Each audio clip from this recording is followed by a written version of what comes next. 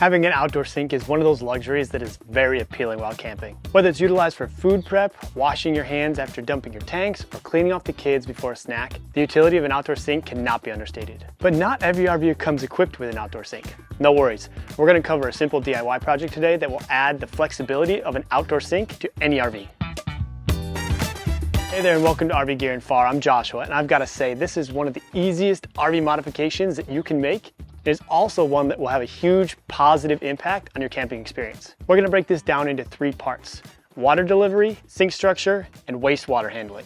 Let's begin with water delivery. Now, the easiest way to get water to an external sink would be to add a splitter at the spigot and then run a hose from the campground supply over to where you're placing the sink. And this is definitely a great option. The downfall is that you'll have to carry double the amount of hoses and or add a splitter right before the hose enters the RV. Again, totally doable, but a bit clunky. And if we take a few extra steps, we can even get hot water at this outdoor sink. My preferred way to deliver water would be to piggyback off the RV's low point drains. There's several reasons for tapping into the water supply at this location. One, if I run any water filtration or softeners to my RV, the water supplied to this additional add-on outdoor sink will be of the same quality as any indoor fixture. Two, it allows me to run off the 12-volt pump and my freshwater tank if I so choose.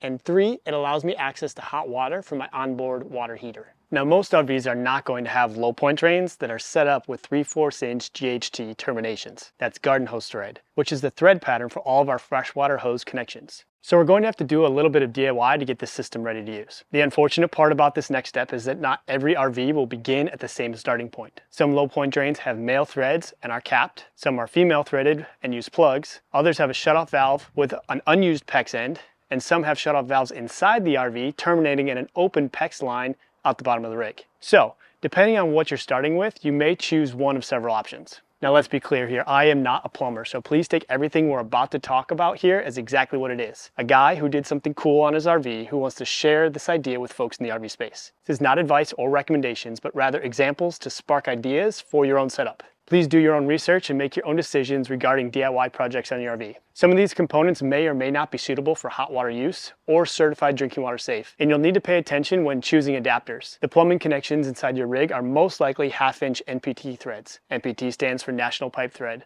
and freshwater hoses are 3/4-inch GHT, garden hose thread. So both the size and the pitch of the threaded ends are different. Make sure to verify everything on your specific equipment though. Now, the route that will be available to everyone is to cut off whatever termination is at the end of your low point drains and add a 1/2-inch PEX to 3/4-inch GHT shutoff valve, like this guy. It may be familiar because versions of this are often used to hook up washing machines. I had a difficult time sourcing plastic versions, which means these metal shutoff valves will be dangling below your RV while traveling. And originally I thought this might be an issue, but we've driven over 1,600 miles since installing them, and I have zero concerns recommending them. They're definitely less heavy than the solid brass ones. If you don't already have a PEX pipe cutter and a collar crimping tool, these are definitely worth keeping in your RV. In addition to using it for modifications like this, it's also crucial to have them when repairing most plumbing related items in our RVs. And if you compare ordering a tool like this online versus running to the hardware store when the need arises, you'll be surprised at the significant price savings of being prepared. Plus, it means you won't have to leave the campground. If you want to check out this tool or any of the gear or products used in this setup, I'll provide some links in the video description down below. Some of them are affiliate links, which means at no additional cost to you, we earn a commission on purchases through those links for referring you. They're a free way to support the channel, so if you're planning on adding any gear to your kit, please consider starting your shopping there.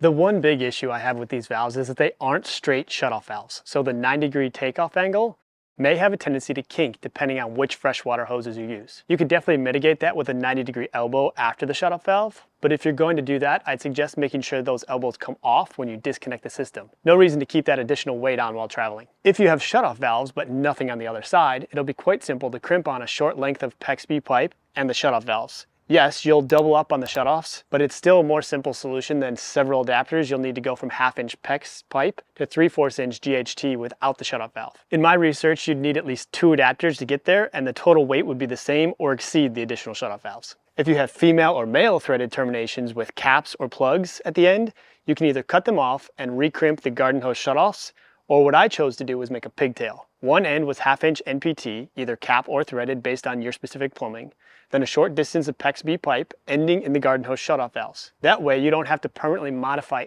anything on the coach. This is especially helpful if the low point drains only stick out a short distance from the underbelly and cutting off what's currently there isn't a viable option. Now that we've got shutoff valves at our low point drains, either from the factory, through adapters, or replacement fittings, and the terminations are 3/8 GHT, we're ready for the next step. This is a mixer hose designed for washing machines.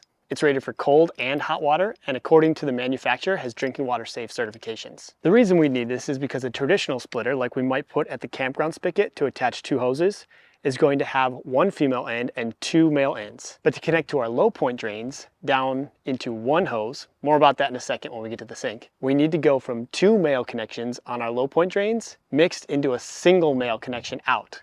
Meaning we need an adapter with two female garden hose ends and one male garden hose end at the other side.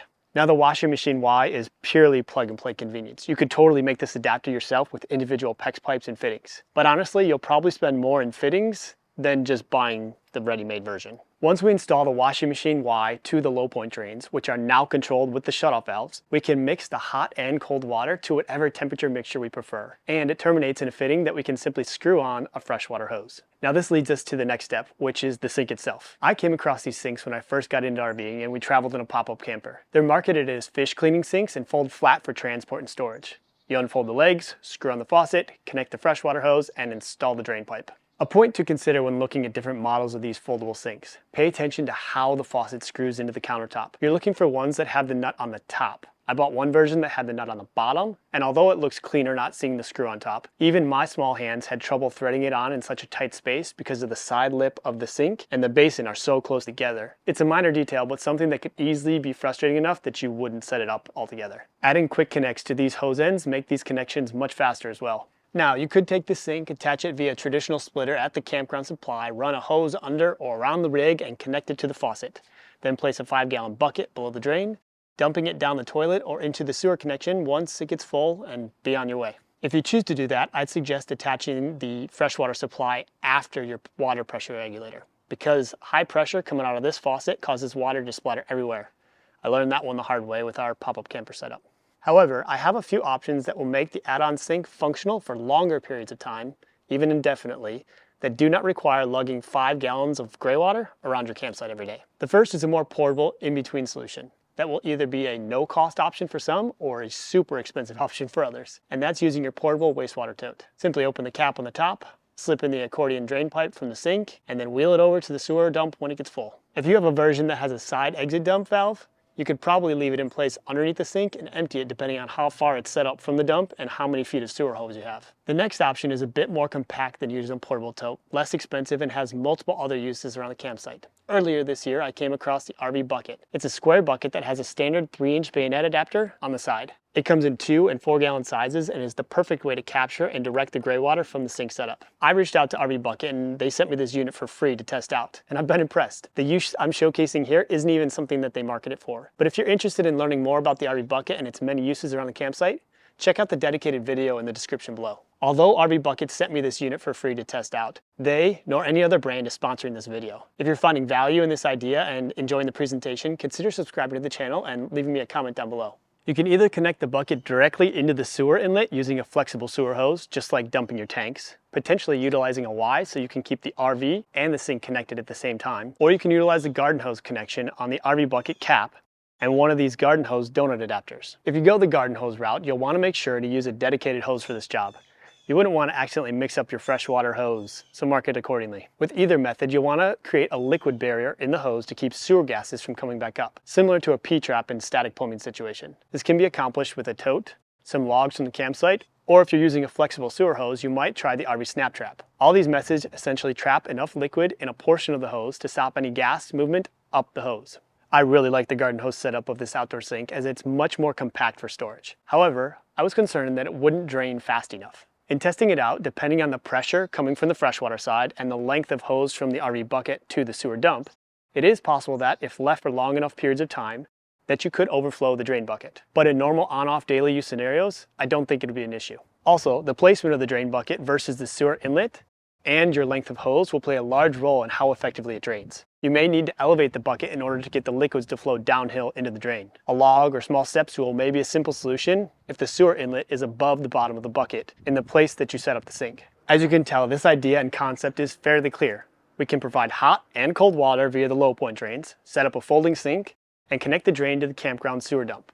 Yet how you'd implement the idea on each RV and with each camper's equipment and budget greatly changes how this could be accomplished. There are a few installation options and gear choices to be made, but I was able to add this to my rig with no permanent modifications done. Hopefully it has sparked your idea machine on ways that you can implement it into your next camping trip. If this video provided you with any value, I hope you consider subscribing to the channel for more RV tips, gear reviews, and how-tos. I'm Joshua and you've been watching RV Gear and Far. Happy camping!